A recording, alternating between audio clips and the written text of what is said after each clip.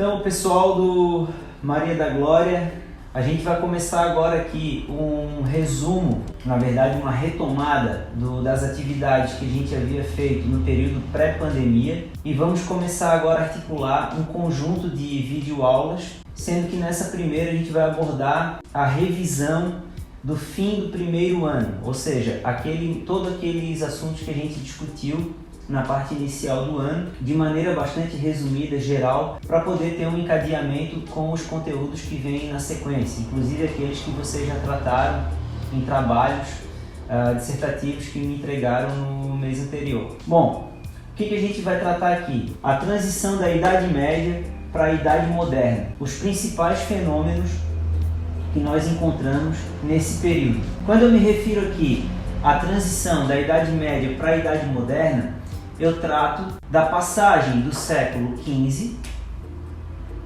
para os séculos XVI até o XIX.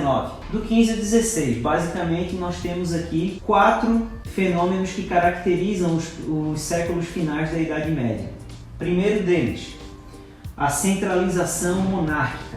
Há uma dificuldade cada vez maior dos senhores feudais em manter o domínio político e militar das suas terras e o resultado consequente disso é a predominância do poder dos reis. Bom, tem uma primeira pegadinha aqui que é importante entender. Nem todos os estados formados no final da Idade Média são monarquias. Cidades livres vão se constituir como repúblicas. Exemplos disso, por exemplo, na Itália, Veneza, Florença, Gênova, ou na Alemanha, Bremen, Hannover, tá bom por aí. O que eu quero dizer com isso? No que isso tem de importância aqui para esse momento? A Itália e a Alemanha não se constituem em estados centralizados nesse período. Itália e Alemanha só vão se constituir como estados centralizados e como nacionalidades como conhecemos hoje, ou muito parecido com o que são hoje, a partir do século XIX, então num momento muito mais adiante. Os países que vão surgir desse processo são Portugal, Espanha, Inglaterra, não confundindo com o Reino Unido da Grã-Bretanha de hoje, que também é diferente.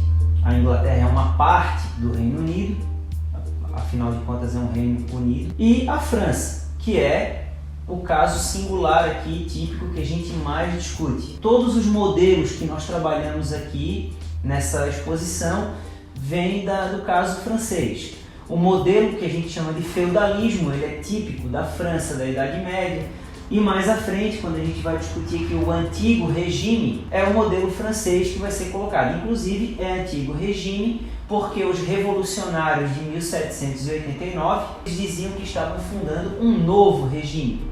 Mas o antigo regime é a conjuntura da Idade Moderna. É antigo, mas é moderno. É bom ficar atento a essa questão. Então a centralização monárquica é isso, a gente vai sair de uma convivência entre um conjunto de senhores feudais para a crescente autoridade monárquica ou então de repúblicas que vão se constituir como estados soberanos, como eu já expliquei anteriormente.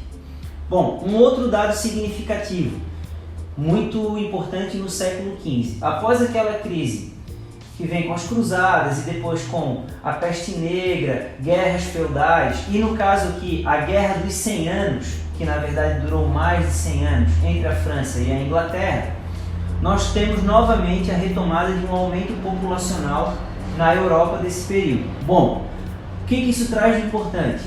Há uma pressão social que vai provocar uma série de mudanças no continente europeu. A primeira delas, a concentração de pessoas nas cidades vai levar ao aparecimento de uma nova camada social, que a gente vai chamar de burguesia, que são aquelas pessoas que vão passar a contar com uma mão de obra livre, vão ter a possibilidade de vender suas mercadorias e seus serviços no espaço da cidade e começam então, por dentro da ordem feudal, a corroer. E isso vai, no caso, contribuir para toda uma nova dinâmica econômica, com aumento populacional, com concentração populacional, novas mercadorias e novos serviços são imprescindíveis. Um efeito disso, as conquistas de terras fora da Europa. Se a gente pensar bem, isso já começa lá com as cruzadas, né? Beliscando a África, o Oriente Médio, Constantinopla, e a partir do final do século XV, isso vai se transformar numa sistemática muito mais desenvolvida que vai, inclusive, levar a Europa de uma economia até então mediterrânea para uma economia atlântica, que é o objeto que a gente vai observar na modernidade. Bom, e a crise do feudalismo ela se dá justamente pela conjunção de todos esses fatores. O que está dado aqui? O modo de produção feudal e toda a sociedade que vai se estruturar, né, dentro desses 10 séculos aproximadamente, entre o fim do Império Romano do Ocidente e o fim do Império Romano do Oriente, né, representado pela tomada de Constantinopla em 1453, também é o mesmo ano da Guerra dos 100 Anos, entre França e Inglaterra, do fim dela, o feudalismo vai morrendo como ordem predominante. E aí a gente vai ter o advento do capitalismo como um novo modo de produção. Modo de produção nos dizeres de Marx e das correntes marxistas que no século XIX e início do XX vão se desenvolver. Para Max Weber, por exemplo, um sociólogo também alemão e do início do século XX, vai tratar aqui de sistema econômico, mais ou menos isso, mas é praticamente a nomenclatura distinta para falar da mesma coisa, embora a interpretação de cada um seja diferente. Bom, o capitalismo, em linhas gerais, como a gente costuma estudar, ele é dividido em 3 etapas. A primeira delas, a mais duradoura, é chamada de capitalismo mercantil ou capitalismo comercial, onde a gente tem uma novidade do ponto de vista da dinâmica das trocas.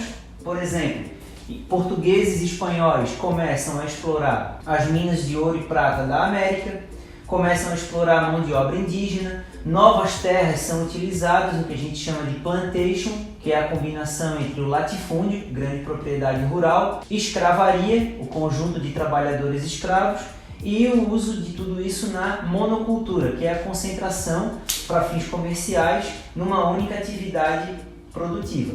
Ou cana-de-açúcar, ou mineração, mais tarde café, cacau, banana. O importante aqui é entender que existe uma mudança de escala comercial, mas até a metade do século XVIII as inovações tecnológicas não são aparentemente tão decisivas. Eu sempre falo disso, não adianta a gente subestimar, por exemplo, a força de uma enxada e de uma carroça, porque elas são fundamentais no desenvolvimento da humanidade, mas do ponto de vista estrutural da sociedade que está se organizando a partir do capitalismo, as inovações tecnológicas mais contundentes vão se dar na segunda metade do século XVIII, concentradamente na Inglaterra e na Escócia, que vem a constituir o Reino Unido. Bom, quando esse país se organiza e faz a chamada Revolução Industrial, a gente vai ter então o capitalismo industrial, que vai ser identificada essa fase aqui basicamente no século XIX. O que tem de inovação? Ficam mais complexas ainda as relações de troca de mercadorias e serviços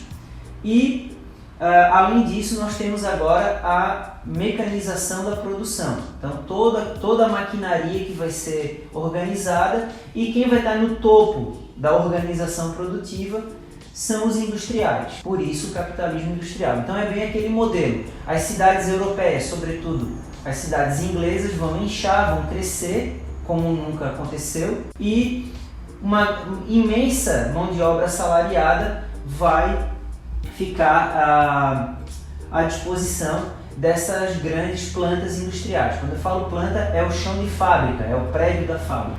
E de onde vem esse pessoal? Muito importante entender também. Desde o século XVII, sobretudo na Inglaterra, uma série de pequenas inovações, aí volta a carroça, a pá, o arado, uma série de inovações vão acelerando o desenvolvimento tecnológico dentro da agricultura na Inglaterra, que é uma agricultura comercial, crescentemente comercial. O que ela faz?